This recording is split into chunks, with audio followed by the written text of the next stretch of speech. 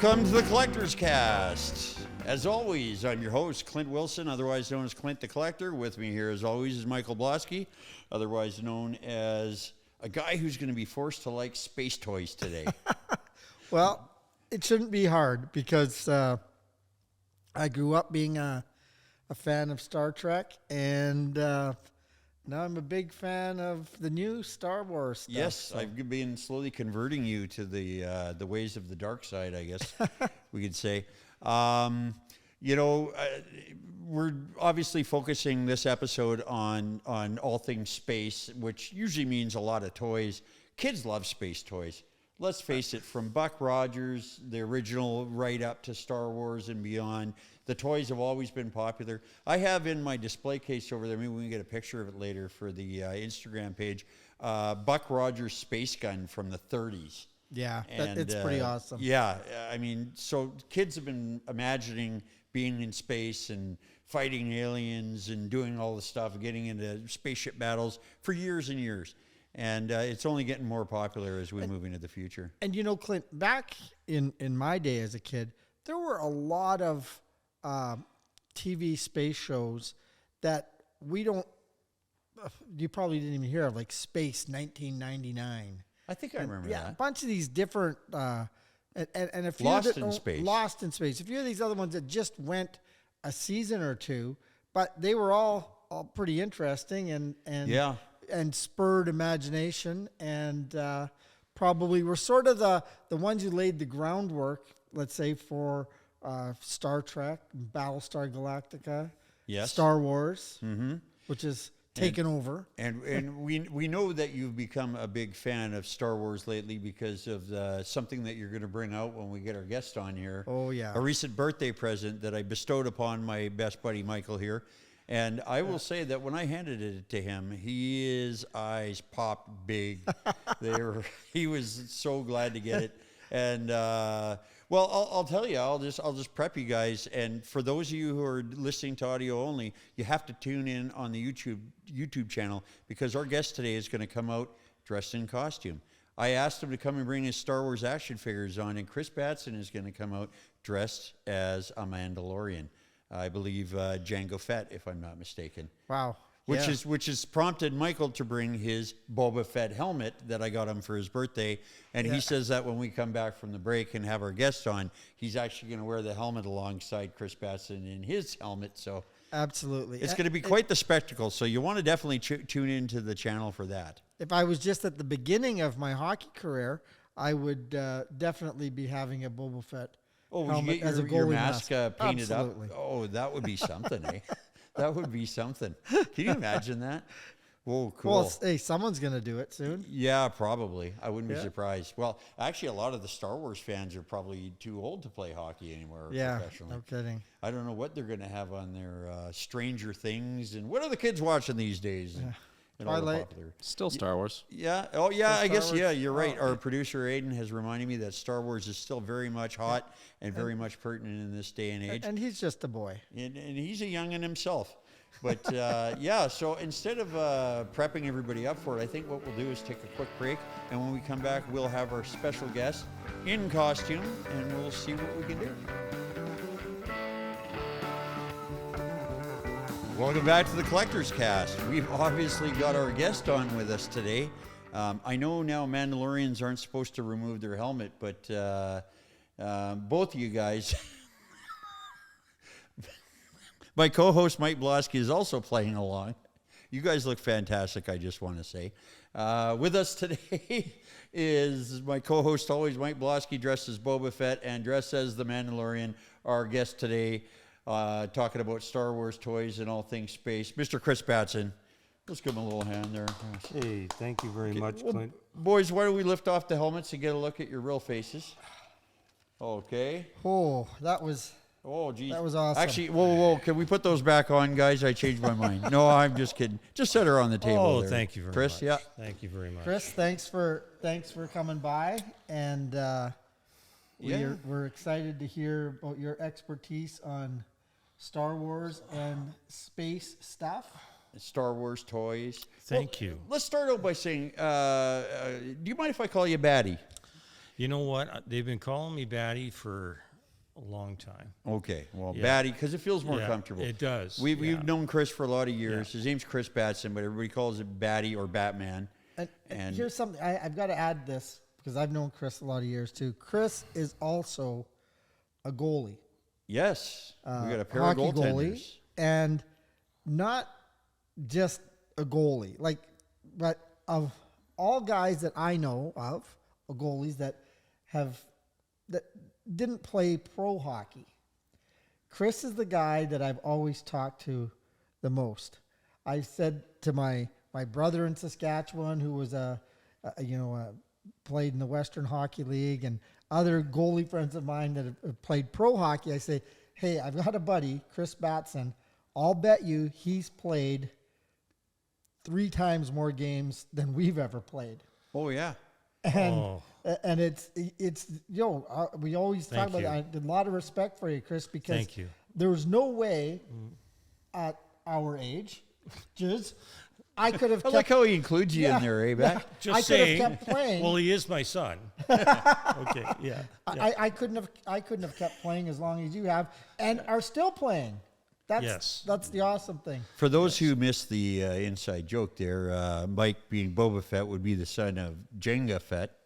So Yeah, so my son is actually giving me some good props here, and thanks for the kind words, All Mike. right, I buddy. really appreciate that. Yeah, I know we've been playing goal for a long time, and our knees are still good, and we're still going, and we're going strong, and but now this outfit here is not your official hockey equipment. no, I might get hurt in this one, but no, Even though it's made of Beskar. it's Beskar? Beskar. Beskar. Beskar. And I'm pretty sure it's Django Fett. I think you might be right. Jenga Fett. Jenga being the tower of bricks you don't want to knock over. that's I'm being schooled by our young producer, Aiden. Batty, yes. when did you first get into Star Wars type stuff? Well, I have to sit back in a little bit and kind of say, I'm not a person that's like an expert. I am a fan first. Yeah. Okay. And when the show came out originally in 1977, it was just something that totally fell in love with. And I'll have to say that I originally saw the original movie 10 times in matinee. Wow. And So you were a diehard right in the beginning? absolutely. And you know what? At that time, it cost $3 to go to a matinee. Wow. And at that point in time, my mom realized what I was doing with the little bit of money that I did make, and said, that was enough. You're not going. That's it. You're done. So after that, Most kids would get in trouble smoking cigarettes or pot or drinking or something. Batty got cut off the Star Wars. You're Cut off the wasting Star too Wars. much money on that. no more Popeye cigarettes. No more Popeye cigarettes. cigarettes, yeah. We've talked about those on this show before too. Don't they call them candy sticks now? They do. They have to because of the anti-tobacco stuff. And they don't have the Absolutely. little red end on the end. So you're close to my age as well, and we both remember the greatest thing. I mean, it changed all our lives. That movie did when it came out. It was just the best thing since sliced bread, no doubt about it. And the great thing that came along with that, I remember in the late '70s, early '80s, was collecting the Star Wars action figures. And so when we started talking about collecting of space toys and space-related stuff, I immediately thought of you because you still have some of your original I do. action I figures. Why do. don't you reach down there and pull up that case you brought? Absolutely, Here, I'll swing absolutely. right there. Thanks for letting me not get hit in the face. Yeah, and we'll Well, can't say so much for when you're playing goal though. what? Well, that's how I stop it. That's how I stop the puck. He's quick. He's on it today. But yeah, I did bring a few friends. Okay. And I just want to point out this is an original Star Wars case from the first movie, right? So it's kind of special because it was the one thing that actually, I got a chance to put my figures in. Yeah. Right after you took them out of the package, unfortunately, at that time, I wanted to play with them, right? Oh, well, so nobody left their figures in the package unless you're some kind of freak. It was kind of one of those things, right? So, but anyway, Batty, I don't think I have any toy in that good a condition. You must have been a Well, a disciplined child. well, well, you know, I got real mad when one time a little dog got a hold of Greedo and chewed on his hand a little bit. And then I started to cry. And that wasn't a good time. And that was 3 months ago. Oh, hey! Poor Greedo. Oh, He got shot in whoa. the creature cantina. Look at these. Oh, look. So Batty's got, I got to explain for our audio only listeners, he's got the original Darth Vader with the cape, with the little extendable lightsaber built into his arm, the orange lightsaber. That's awesome. And that's the original cape, eh, Bat? that's the original cape. That's and, nice. And I'll be honest with you, like when I first did get them, Yeah. and I was saying to myself, you know what? I really like it if it was a cloth material. Yeah. So it would remind me more it was real in the But they in the were movie. that plasticky stuff in But the beginning. they weren't had the plastic in the beginning. And then you got who we got? We got Ben Kenobi here, also with the plastic, with the plastic with Ben Kenobi. and that's a rare one. I remember having. Does he have the lightsaber in his arm? He's got the blue one, doesn't he? Yeah, he's got the one missing there. I bet you Luke took it. Oh, he's missing his. You Okay, know. well that's okay. But what we got also too. Ooh, Princess is Leia Princess Leia with the plastic Whoa. cape, with the white plastic cape. white plastic cape. Yeah. You know, I did a Christmas gift exchange at school in grade 3, and I drew a girl's name, and I had no idea what to buy her, and Yeah. it was a couple $1 limit or whatever, and, Okay. we bought her Princess Leia action figure with the white plastic cape, With the just like plastic that. cape. You know what? She probably was just. She liked it. Yeah. She was pretty happy. I got lucky that year. I got drawn by the rich doctor's kid, and I got this blue steel cap gun that was like way over the price limit for sure. Wow, that's awesome. Batty. So who else do we got in there? Why don't Well, we one by one? Can you lift one them by out? one? And I want to see if I got a good enough knowledge to. All right. Okay. Who okay. we got This here? guy also has a plastic cape. Oh, is that Sand Person? I can't see his head. Yeah, it's Sand People, right? It's a Tuscan Raider. Tuscan Raider. Oh, thank you for Tuscan Raider, one of the Sand People, and they go oh like seals, kind of. And that is that's like a Death Star commander. Bingo. Yeah, he's the guy that fires the big laser on the Death Star, doesn't That's he? correct. Okay. And what do we got here? Hold them up. little feller. Oh, we got the Jawa. Ooh, teeny. We got the little Jawa with the cloth robe, right? Cloth robe. Yeah. Yeah, that was the way they came early.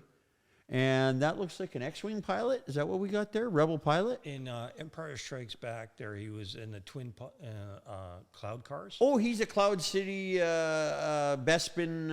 Guard. What do they call those? The twin pods or Yeah, whatever. the twin pod. You know, the ones that were going through the clouds. Yeah, and there was 2 pilots in each. That would be a speeder bike stormtrooper, like that rode the speeder bikes, the flying bikes in Return of the Jedi. That is correct. Yeah, because he's got the different Very helmet. good. I'm saving Very the good. best for the last. but Okay. this isn't the last. This is. What do we got there? Is that Snaggletooth from I can't the believe you Creature got that. Cantina? I can't believe you got that. Can I grab that for a second, Mike? Sure, buddy. I was just going to say this one here, Snaggletooth from the canteen, Yeah, is the red one. yeah. The one you really want and you can't find is the one that's blue. Oh, okay. And they only made a few of those.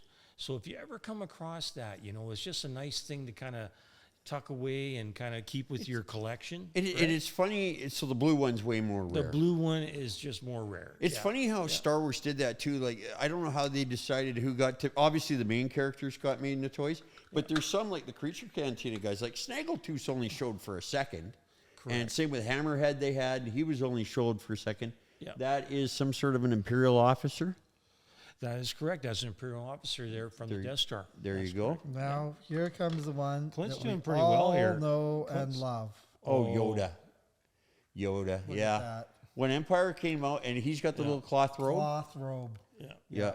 We had some religious neighbors. They were Seventh-day Adventists, and their parents were real strict, and they didn't have hardly any kind of toys like that. Okay. But when Empire came out, they got a Yoda for all the kids to share. It was just their one action figure they got. Share? They had to share them. Everybody they had to had to Yoda. share. The smallest character, everybody share. They shared Yoda. Okay. But you know, he talked funny, and they all liked it. Well, Okay, there's I want to another just tray. mention. Oh, there's another tray in Yeah, there. we got. Oh, thank we God. got. What? There's Yes, more we underneath. can't- because we But can't wait, s- there's more. Oh. We can't stop the Christmas. No, No. we cannot. Okay. Okay, what else we got going on here? All right, we're gonna start with this guy. That's Walrus Man. Very well. Yeah, well, he got his arm cut off Very. by Ben Kenobi. My friend, he doesn't like you. I don't like you either. That's the one. That's Greedo. That's the one the dog got. Do we still have the chew mark on the hand? Yeah, right here. Oh yeah, I see it. I had to get actually my sister's nail file. Yeah. Because I didn't have one, and just kind of tweak that a little bit, and then So you fixed him up there. I fixed him up, and the tears stopped eventually. Nice. And, The tears stopped. Yeah. So Yeah, and then you came back By to the work. time he was 18. yeah, Oh, that's what is that guy? Can I see him a little closer? absolutely. There, give him the Clint there. Oh, he's a bounty hunter, isn't he? Correct. But he's not IG-88 and he's not Bosk. I can't remember his name. He's a bounty hunter. Yeah, he's in Empire Strikes Back. Do you remember his name? I do not. Do you know him? No, I don't Oh, remember. come his on. name. Oh, Aiden's going to start looking up Star Wars bounty hunters.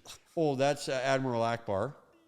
It's a trap. Oh, can I tell you a quick story about him? Oh, yeah. Okay, when you bought the Star Wars figures, Yeah. not dolls, Yeah, action figures. action figures. Not Let's, dolls. let's get the guy thing out there. On the back of it, at that point in time, you collected points. So, like when you purchased one item like this, on the back, you cut it out, and it was 3 points. So many points, you could actually mail it in and actually get Oh, okay. a figure. So did you win that by sending in points? That's what I did. I Oh, collected wow. a point, so there was actually one good thing for not keeping them in them. Yeah. Yeah, I actually I got this guy, and And he wasn't till Return of the Jedi, so he's the third movie, 83. That's right. That's right. So 83 and he beyond. came in the mail.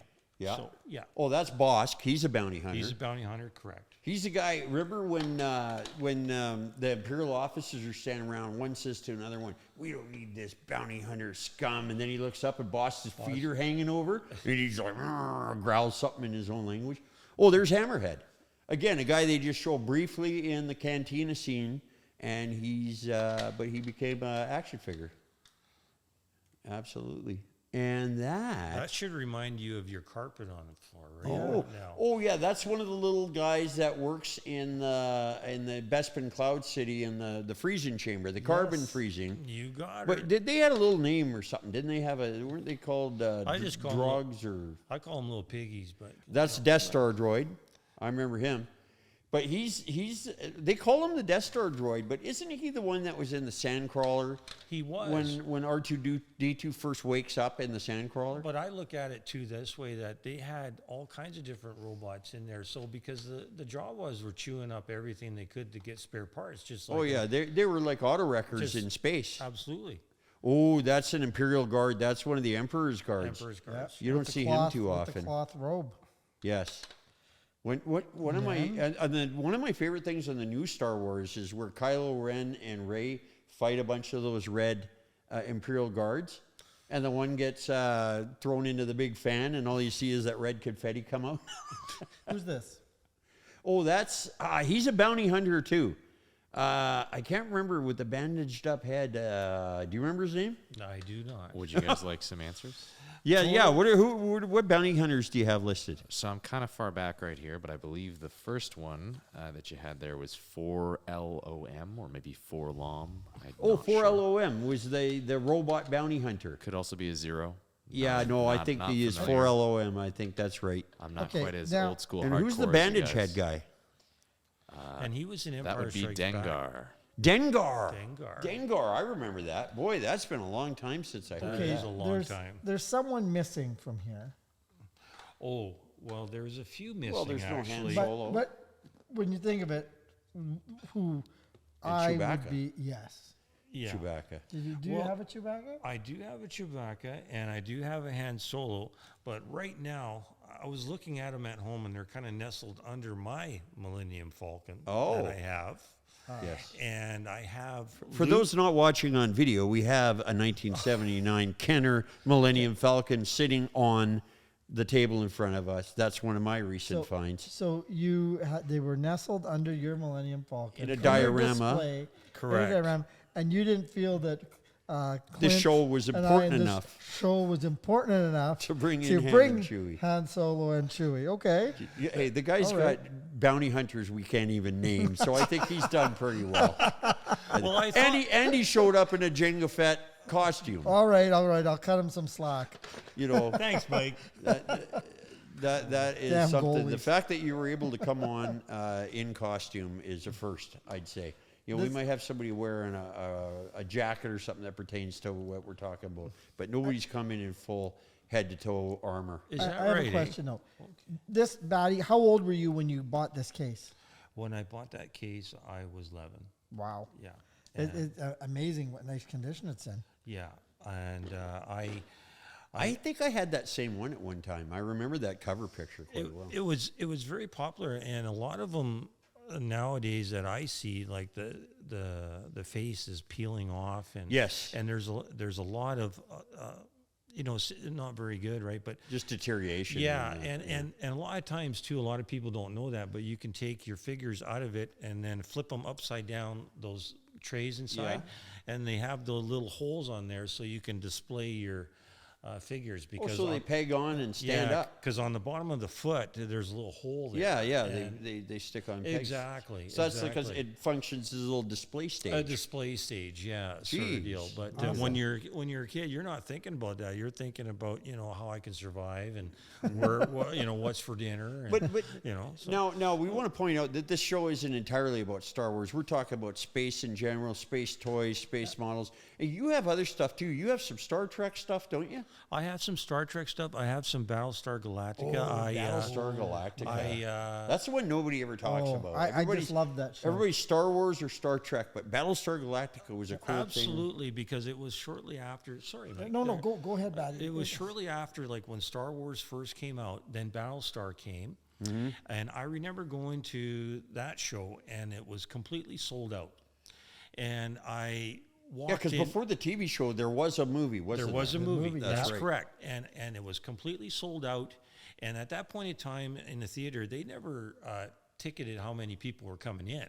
It was like they were just selling. Yeah. So I actually had to go sit on the front row on the cement floor beside everybody, looking at the screen straight up. I had the same experience on Star Wars when they reissued it just before Okay. Empire Strikes Back came out. So early 1980, they re-released Star Wars so people could go see it. And we all ran down there because it was before VHS. You couldn't just rent it. You had to wait till it right. was in theaters. That's right. And we all ran down. Same thing. They sold way too many tickets. And they ended up bringing these long wooden benches and putting them sideways at the front of the seats. So we had to sit not only looking up, but with our heads turned, looking at the screen, giant. But we still watched it. Still It was watched it. like, didn't even complain. Just, we're here. We're in. You know what I find amazing about Star Wars is that being a little bit older than you guys, I remember when Star Trek first came out on TV. Yeah. And we're watching it with my dad, and the Enterprise was just an amazing spaceship, right? Yeah. And my dad was saying, well, it's so huge they have elevators in there for people to go up and down. That was an amazing thing. And Star Trek seemed so amazing, right? To boldly go where no man had gone before. Mm-hmm. Then Star Wars comes out and completely blows it away in wowness of imagination and everything, eh? But because George Lucas always pictured it being more of like an adventure, shoot 'em up, cowboys and Western type action, just constant action, more like a Buck Rogers thing. Then Star Trek was more like about science and actual real space travel, whereas Star Wars is pretty fantasy. They just they bend a lot more rules, where Star Trek kind of was supposed to have being taken place in the future. And talk about Buck Rogers. I've been watching those old Buck Rogers in the 25th Century episodes that came out. You remember those? Absolutely. With Gil Gerard and Aaron Gray when they came out about 1980, and I'm watching those. And they're just Twiggy? They're cheese, with Twiggy.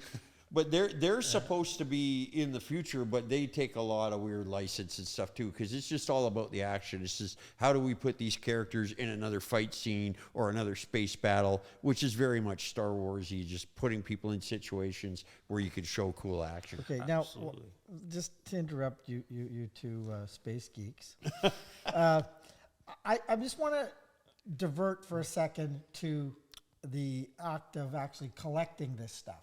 Mm-hmm. And I'm going to tell you a little niche that I have is that but I'm just going to point out the guy that just called us geeks was wearing his own Boba Fett helmet exactly at the beginning of the segment. I don't know all That's the a good characters and everything like you guys do, every movie, every that, but I'm fascinated by the graphics and the colors and the style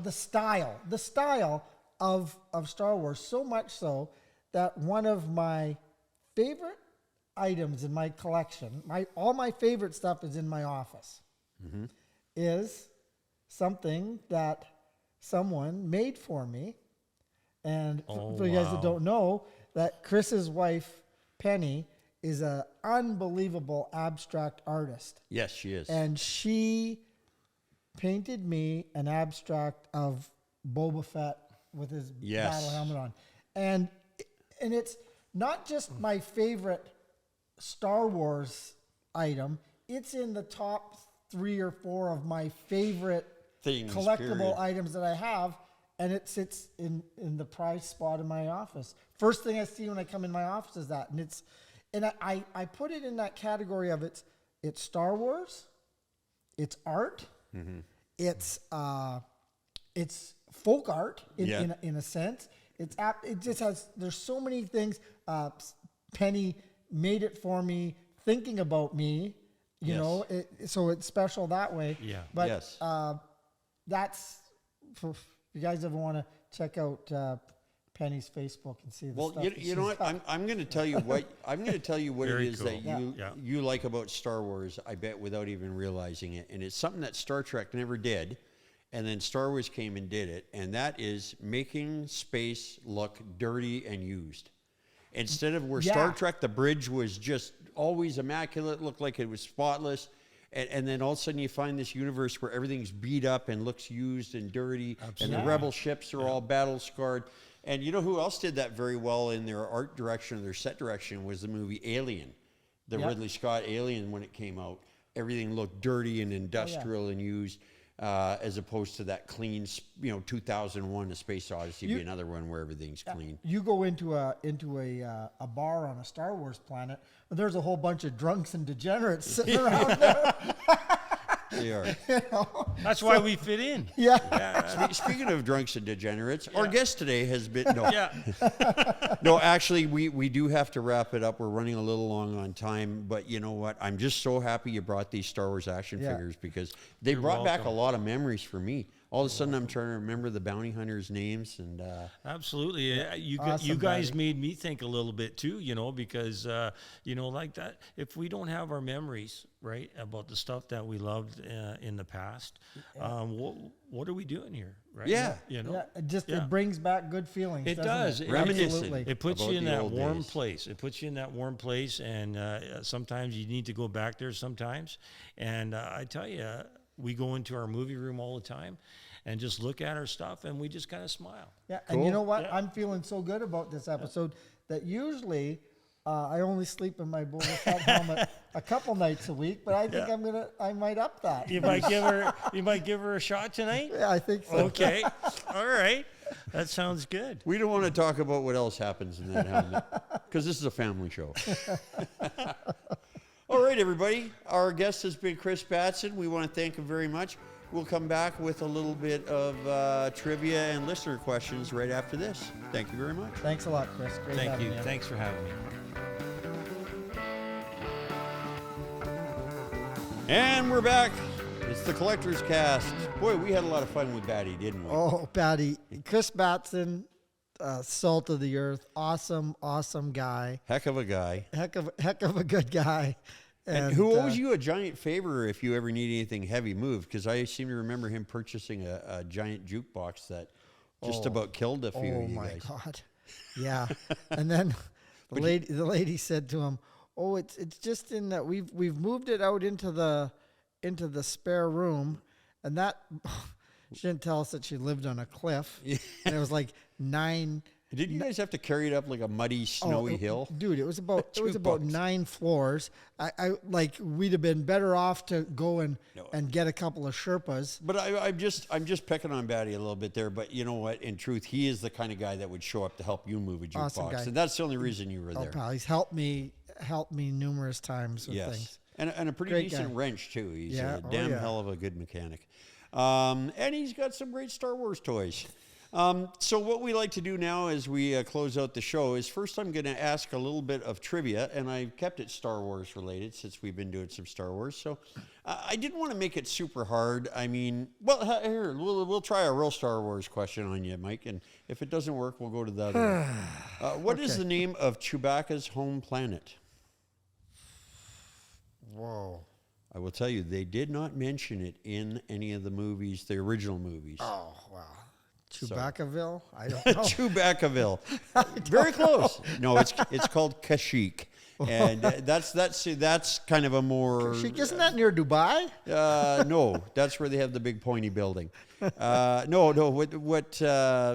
so no, I knew you not being a giant Star Wars nut. I was going to do an easier one. So, okay, we've established that was the easy one? No, that was the hard one. Okay. The easy question is, of the original Star Wars actors, who was tricked into reading for their part and actually hired onto set hired into George Lucas's offices as a carpenter under the ruse that he needed a door frame built. He hired this carpenter, but really he had them there with a sneaky ulterior motive to get him to read for the part. Well, I give it away that it's not Carrie Fisher.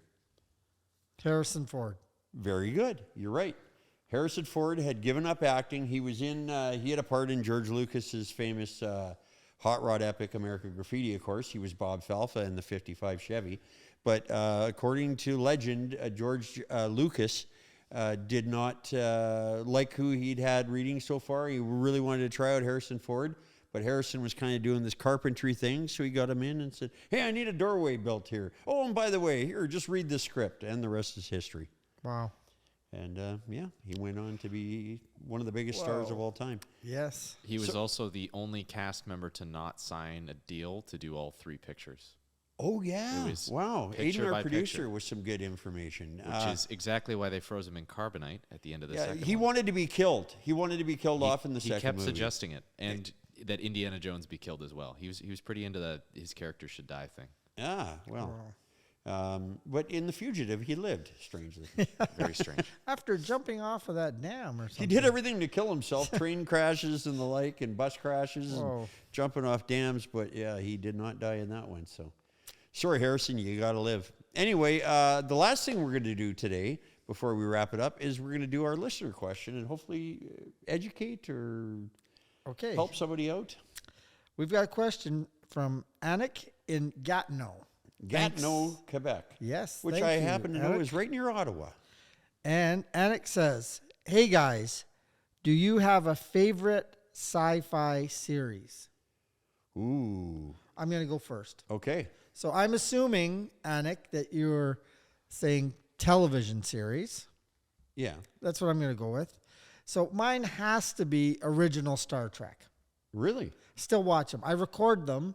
Even though I made you a huge Mandalorian fan. Even though I'm a huge Mandalorian fan. You're going to go with the original Star Trek. I enjoy watching them more now. The original Mandalorian, Book of Boba Fett, love them.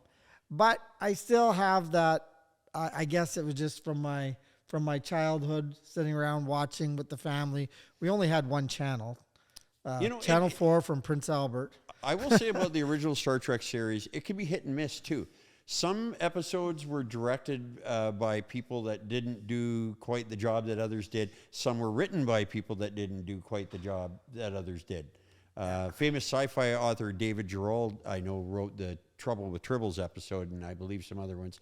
My favorite episode of Star Trek of all time, even though it wasn't the most complex, it was when Kirk was on the planet and he had to fight the Gorn. Oh, with that great music.